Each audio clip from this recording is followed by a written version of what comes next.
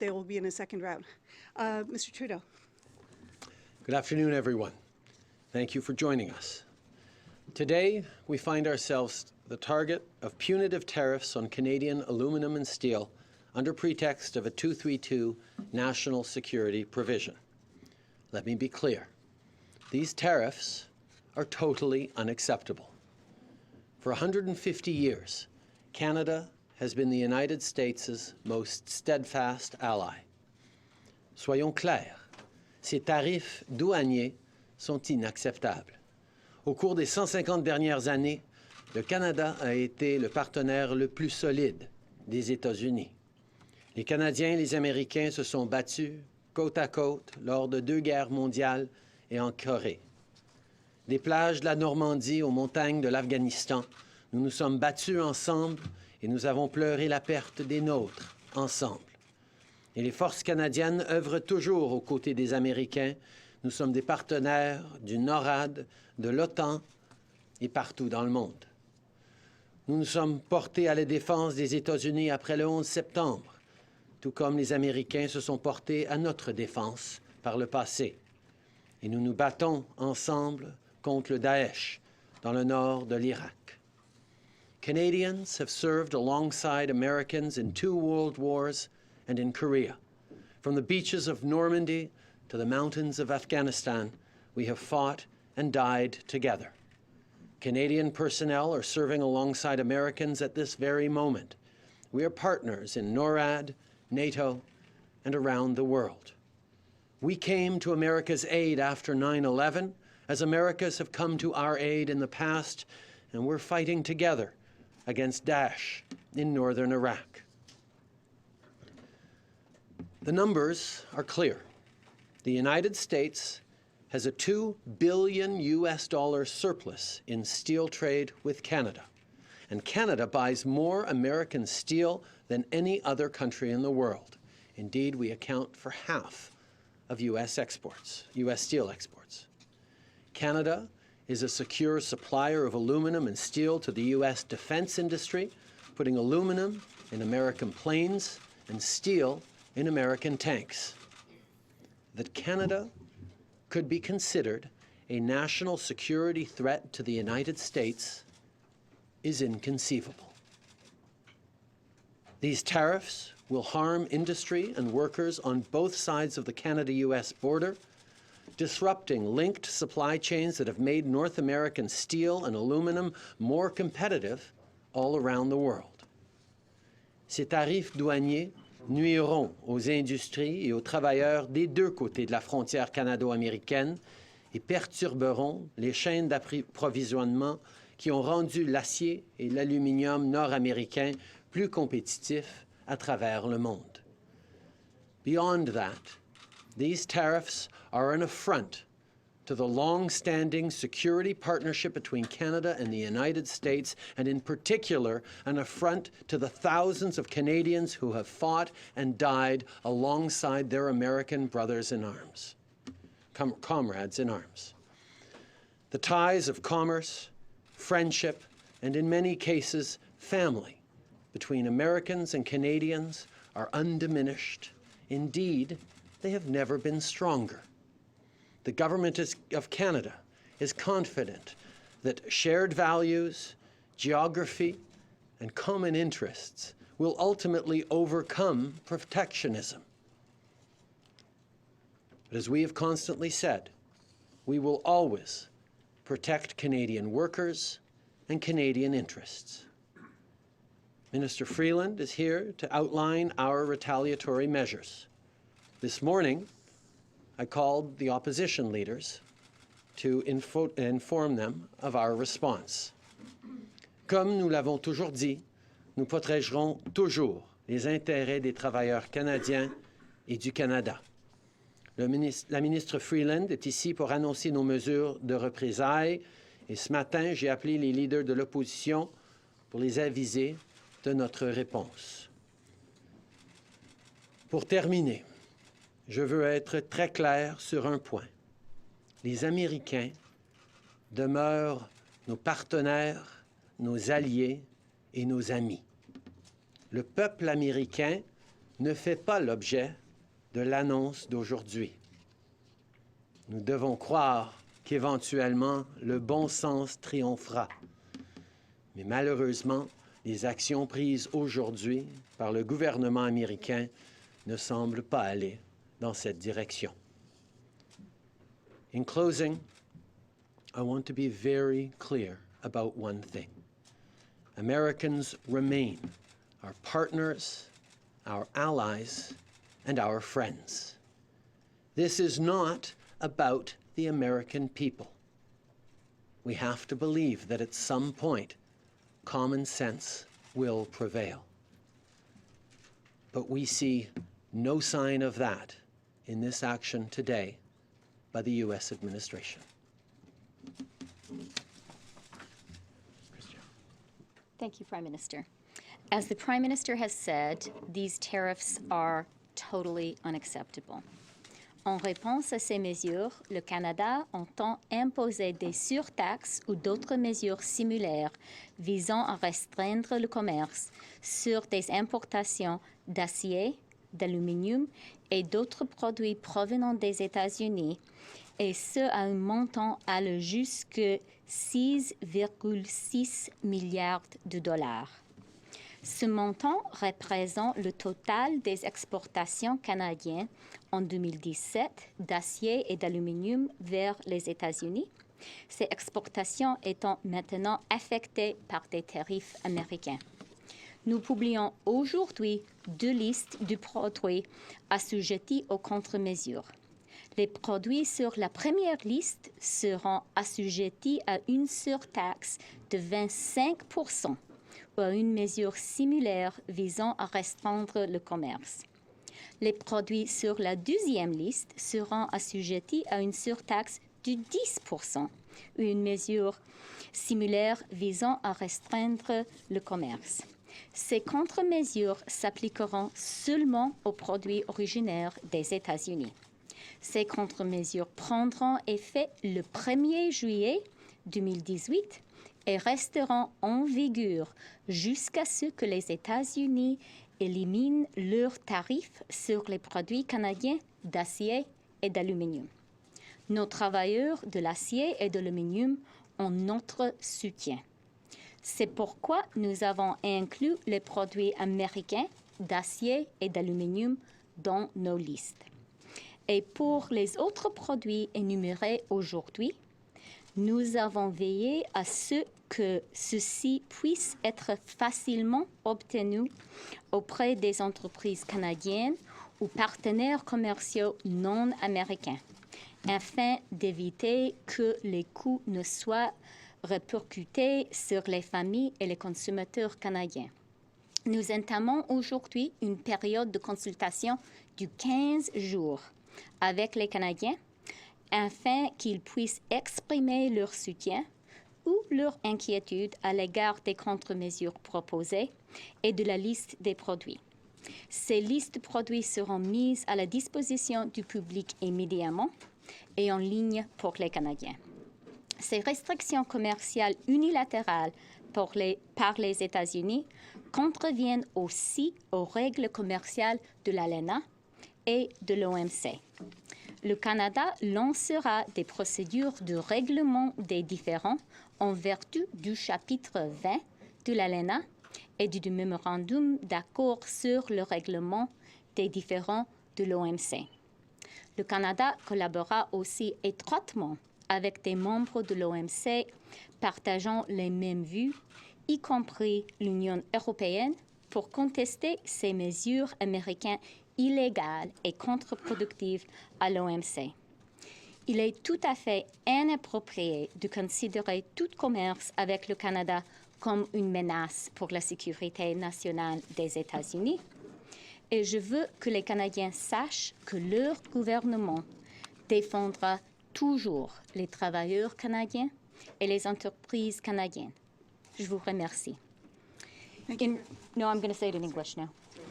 We are a bilingual country. In response to these measures, Canada intends to impose tariffs against imports of steel, aluminum, and other products from the United States, representing the total value of 2017 Canadian exports affected by the U.S. measures. That is $16.6 billion. We are imposing dollar-for-dollar tariffs for every dollar levied against Canadians by the U.S. 25% and 10% are the tariff rates today imposed by the United States on Canada. We are today publishing two lists of goods. One list which will be subject to a 25% tariff. The second list will be subject to a 10% tariff. These countermeasures will only apply to goods originating from the United States. These countermeasures will take effect on July 1st, 2018.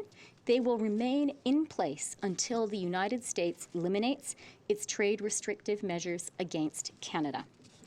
Our steel and aluminum workers have our government's full support.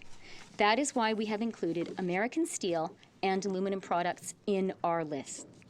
As for the other products listed today, we have ensured that these can be easily sourced from Canadian companies or non-U.S. trade partners in an effort to avoid any costs being passed on to Canadian families and consumers.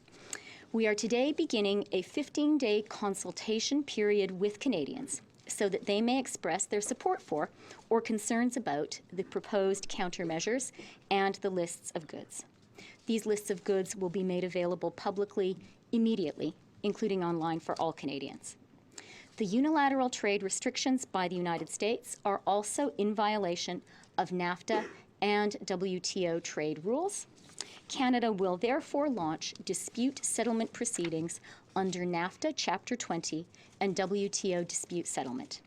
Canada will also closely collaborate with like-minded WTO members, including the European Union, to challenge these illegal and counterproductive U.S. measures at the WTO.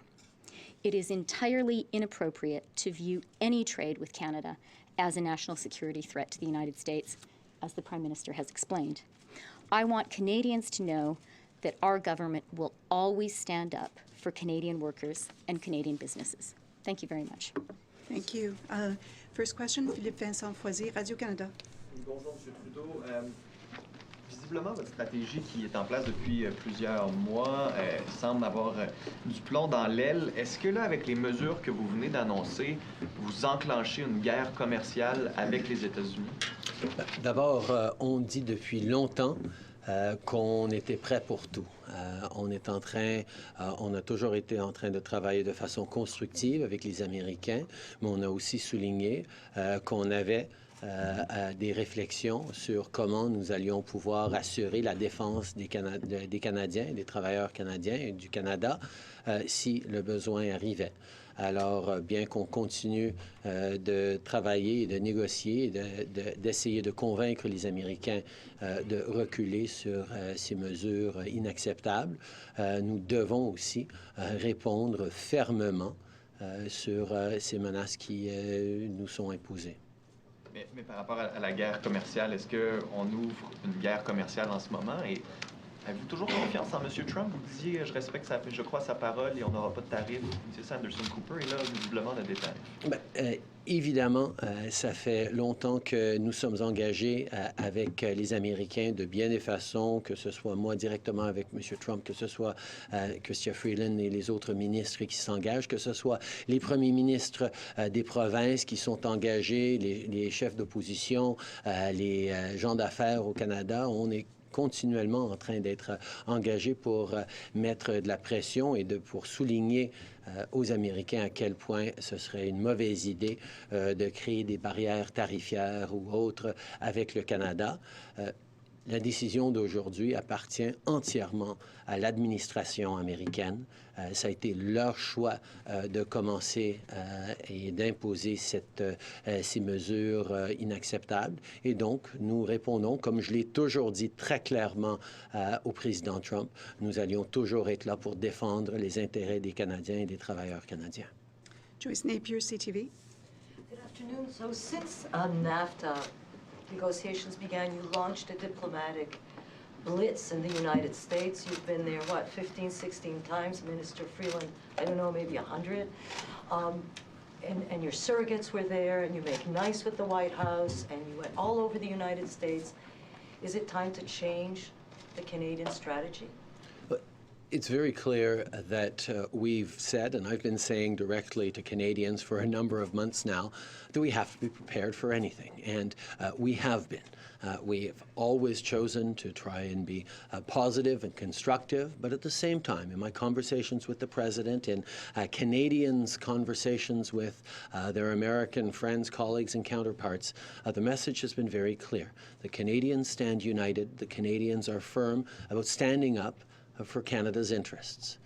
The American administration has made a decision today that we deplore, and obviously is going to lead to retaliatory measures, as it must, but we regret that. We would much rather move together in partnership, understanding that no two countries have economies as interwoven and mutually beneficial as Canada and the United States. You're hosting the G7 in a week. Mr. Trump will be there. The European allies, the EU will be there. So how is this going to work out? Obviously, we have done a lot of work to pull people together around common and shared themes at the G7, whether it's protecting our oceans or empowering women to be more successful in the workforce, or addressing the economic challenges that happen at home and around the world. Every single G7 country is facing a similar challenge of demonstrating that growth can work for everyone. In Canada, we talk about growth for the middle class and those working hard to join it, but that is a similar challenge and responsibility for each and every one of our elected G7 colleagues. That approach is one that we're going to continue to emphasize. The choices made by the United States administration today have a goal of benefiting American workers. Unfortunately, we all know that this is going to lead to harm for American workers and American industries. Our economies are too interlinked to not have significant disruption in American families and American communities south of the border. We are going to continue to highlight that working together as friends and allies is extremely important for the prosperity of each of our citizens. Indeed, when you look at what the United States has chosen to do to its closest friends and allies, G7 nations, European allies, Canada, Mexico, it shows that we need to have an opportunity to come together to discuss this directly and firmly and look for opportunities to benefit our citizens, not to harm them. Raymond Filion, TVA. Comment qualifier l'attitude de l'administration Trump? L'approche de l'administration, et j'ai eu des conversations avec le président et le vice-président cette semaine pour souligner qu'ils ont une approche ancrée dans une idéologie qui veut aider les Américains, mais qu'ils ne comprennent tout à fait pas tout à fait que ça va faire mal à les Américains. Ça va faire mal à des travailleurs, ça va faire mal à leurs industries. On a passé un an à souligner à quel point la connectivité et les connexions entre nos deux économies sont au profit des citoyens dans nos deux pays. Maintenant, malheureusement, je pense qu'ils vont découvrir qu'ils ne peuvent pas faire des mesures comme ça sans nuire à leurs propres citoyens, à leurs propres travailleurs. Vous avez fait de nombreuses représentations auprès du président, du vice-président encore cette semaine. Qu'est-ce que vous répondez à ceux qui disent aujourd'hui c'est votre échec? Je pense que les gens savent très bien que c'est une décision prise par l'administration américaine et pour l'administration américaine. Notre approche, mon approche, l'approche de mon équipe, l'approche de tous les Canadiens a été de travailler ensemble. Et je veux encore une fois remercier tous les différents premiers ministres des provinces, tous les députés de tous les partis qui ont démontré qu'on a une approche ferme et unie au Canada sur ces négociations, sur l'engagement avec les États-Unis. Je pense que les gens savent très bien que c'est malgré tous nos efforts que le président américain a choisi de prendre cette décision aujourd'hui. John Iveson, National Post. Prime Minister, is Mr. Trump going to be in Charleroi? Yes, all indications are that he will be. There's a similar national security investigation going on into the import of autos. The finding of the steel and aluminum would suggest this is going to go against Canada too. What's your response to that? Well, we're going to deal with this one today and deal with next steps when and if they come. But as I've highlighted many times, the argument that Canadian steel that is in American armored cars and Canadian aluminum that is in American fighter jets could somehow be a national security risk becomes even more absurd when one tries to apply it to cars or car parts made in Canada. We will continue to make arguments based on logic and common sense and hope that eventually they will prevail against an administration that doesn't always align itself around those principles. Katie Simpson, CBC. Prime Minister, when Donald Trump took office, you made a conscious effort to take the high road, where we saw some European leaders not necessarily take that road. But at the end of the day, you and the Europeans are in the same mess together. Has your strategy handling Donald Trump worked? I think we all know that the relationship between Canada and the United States is a deep and complex one, and engagement and thoughtful approaches combined with the unity and the strength of the team approach that Canada has highlighted. I've heard many times from American interlocutors, from the President himself, that the fact that we are firm and united as a country in our engagement with the United States beyond political ideologies here at home has been a strength in our approach, and we are going to continue to stay united in this moment. I know Canadians will be there for one another. We will do things to stand together and stand up for our interests right across the country. That's what they expect of this government, but that's also what we expect of each other. In your comments, and my colleagues will correct me if I'm wrong, I don't think you've said Donald Trump's name, and it still takes a month for these tariffs to kick in. Are you taking a firm enough line? We heard Kathleen Wynne describe Donald Trump as a bully. Do you agree with that assessment, and is this enough? I've been very clear that my interactions with President Trump have been clear and firm. We have always, and indeed he has always understood that I will and do stand up for Canadian interests and Canadian workers and Canadian citizens. This is something that we will always do. I've made it very clear to President Trump, to Donald Trump, to Mr. Trump, I'll say it as many different ways and times as you'd like, that our relationship goes far beyond the interpersonal dynamic between two individuals. The connections between Canadians and Americans are deep, broad, multi-layered, multifaceted, commercial, cultural, familial, and those continue.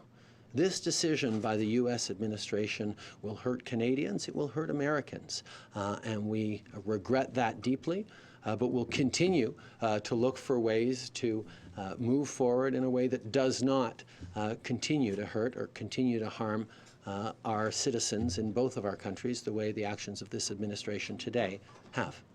Tom. Yes. Can I just add one thing? Katie, you asked if these measures are strong enough. And speaking about the measures specifically, the retaliatory actions, this is $16.6 billion of retaliation.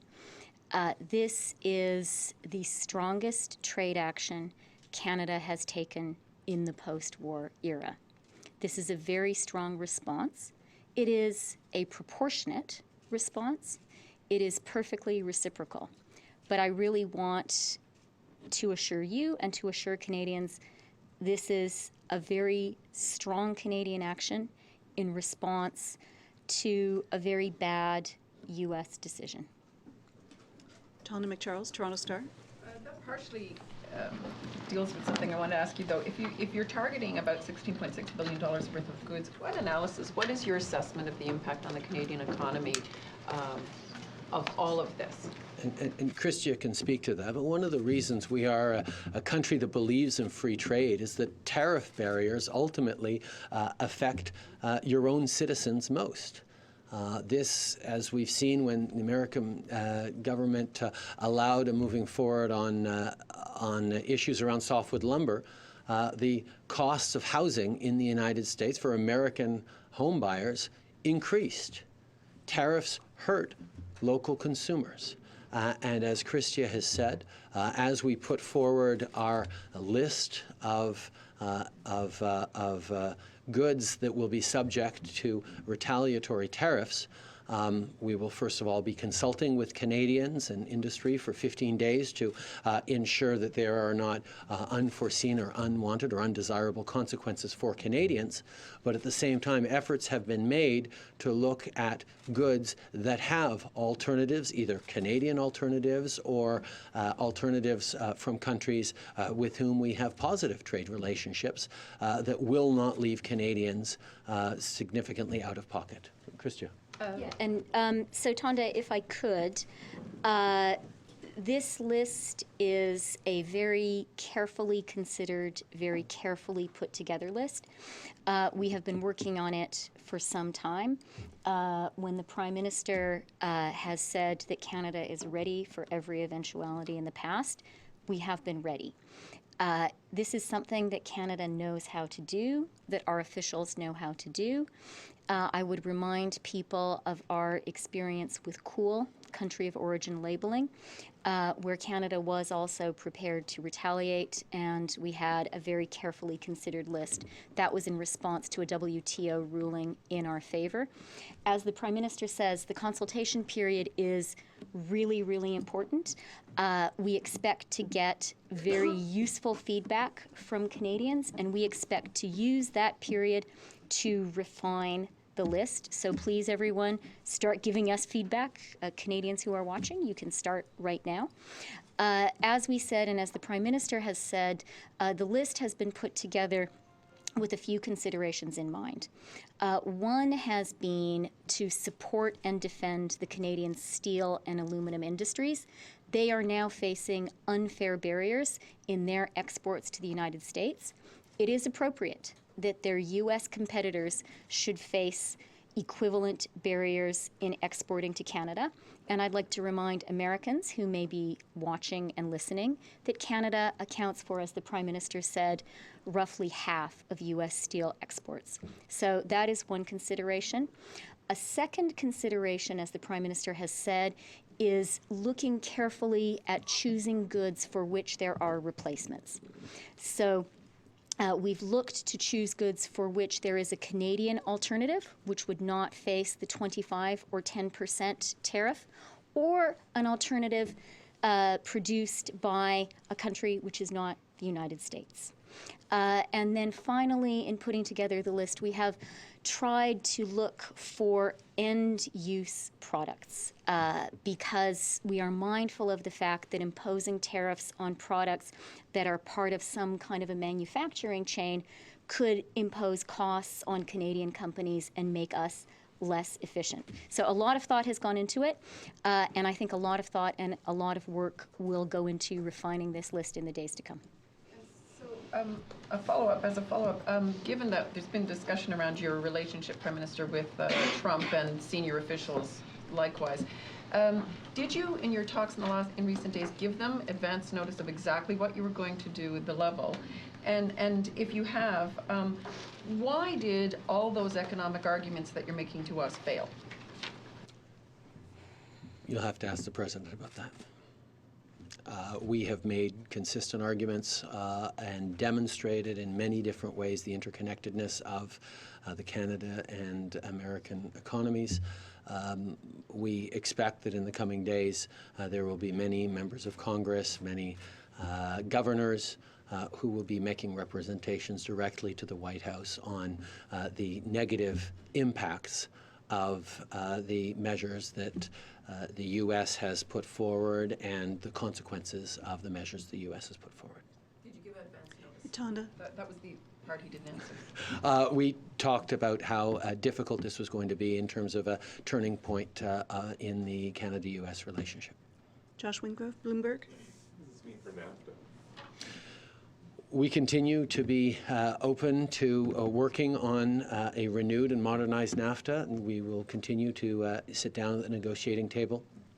As I think you reported on, Josh, there was an offer that I made directly to the President last week to go down to Washington personally with Chrystia and sit down around a table with the President to work out the final details of NAFTA, because there was the broad lines of a decent win-win-win deal on the table that I thought required that final deal-making moment.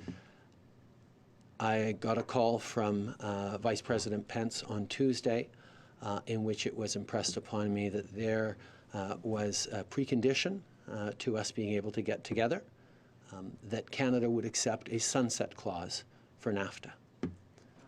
I had to highlight that there was no possibility of any Canadian Prime Minister signing a NAFTA deal that included a 5-year sunset clause, and obviously the visit didn't happen.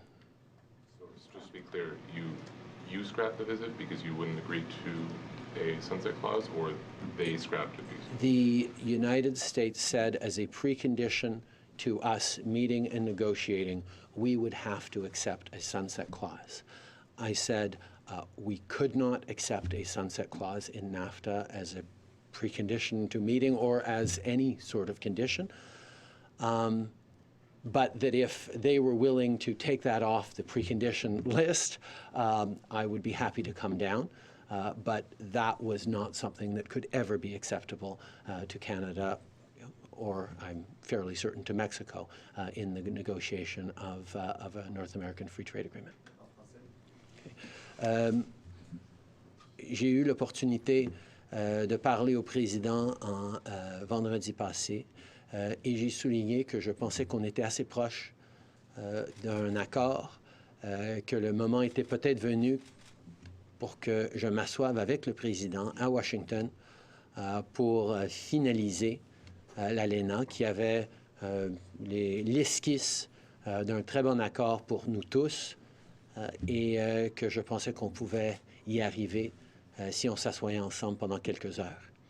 Il était ouvert à ça, mais mardi, j'ai eu un appel du vice-président Pence qui m'a dit qu'ils étaient contents et ouverts à ce que je descende, qu'on fasse des négociations, mais avant que je descende, il fallait que j'accepte que l'ALENA ait une clause crépusculaire, c'est-à-dire qu'à tous les 5 ans, l'ALENA terminerait, à moins que les participants choisissent de le réactiver. C'était et c'est tout à fait inacceptable pour nous. Alors j'ai dit que malheureusement, si c'était une précondition, je ne pouvais pas l'accepter. Et évidemment, nous ne nous sommes pas rendus à Washington pour faire cette journée de négociation. Okay. David Aiken, Global Television. That's very interesting. Still trying to digest that bit of news there. Thank you. I'd like to come back a bit to the G7. I'd like to know what you are going to do to coordinate action with 5 other partners, I guess, to perhaps ramp up some pressure on the United States. We have a G6+1 essentially right now. So what are you going to do as the host to focus on trade? From the very beginning of the Canadian presidency on the G7, we've been aware that there are issues that there is not consensus or unanimity on G7 partners, particularly around trade and climate change, for example. But we also know that there is tremendous value in the 7 leading industrial nations in the world coming together to talk about shared priorities, about shared challenges, including the shared challenge that we all face in different ways of making sure that the growth we're creating within our economies benefits everyone in our economies. That's why we put forward a number and a broad range of proposals from strengthening women's entrepreneurship, to helping women and girls in developing countries around the world, to concrete action on protecting our oceans from pollution, to measures around security concerns that are active in the world, from our democracies to nuclear threats. There are a broad range of elements that we have and do and continue to agree on and work together. There are other elements in which there will be robust discussions around the table. That's one of the points of having a G7, to allow for frank and serious conversations amongst world leaders who serve populations that aren't so dissimilar in their values and approaches. And I'd like to run something by you that Wilbur Ross said this morning, and invite you both maybe to comment. He described this as, quote, blips on the radar screen. And he said that, quote, everybody has spats now and again. Every country does. Nothing weird about that. I think everybody will get over this in due course. Prime Minister, Minister Freeland? I think the fact that the United States is invoking national security measures against Canada, against its closest allies, friends, and partners in the world, including NATO and NORAD partners, means that this is perhaps more significant than the administration realizes, and emphasize, and we will certainly hope to emphasize that by the seriousness with which we take these measures. I can tell you, for Canadian auto workers, for Canadian aluminum workers, for Canadian steel workers, these are not blips. These are real issues. These are real families who are going to get hurt by this, and that on both sides of the border. Christian. Yeah, well, I agree 100% with what the Prime Minister has just said. We need to be very clear exactly how absurd this U.S. action is. This is a specious and unprecedented use of Section 232. Section 232, as the Prime Minister has just said, is a national security consideration. And to use this section, which is meant to give the U.S. the right to defend its national security, something that I think all countries would see as proper, to use it as a way to impose tariffs on steel and aluminum sold to the United States by its closest allies and partners in the world, by its partners in NATO, its partners in NORAD, its partners in the G7. We are partners with the United States in defending South Korea and the Korean Peninsula. To use a national security consideration as an excuse to impose these tariffs is unprecedented, and it is simply wrong. I would also just underscore, David, that this is not about Canada. This is about the United States and a posture the United States has chosen to assume towards the rest of the world, particularly towards its closest friends and allies. These are measures that have been applied not only towards Canada, but towards the EU, towards Mexico. That is a decision the U.S. government has taken, and we believe it is a highly regrettable one, and we've said that directly to our American counterparts. Okay, so we've got only about 2 minutes left, 6 people on the list. If we can have time for one more question. Je vais donner Bellavance de la Presse. Dans quelle mesure le geste de M.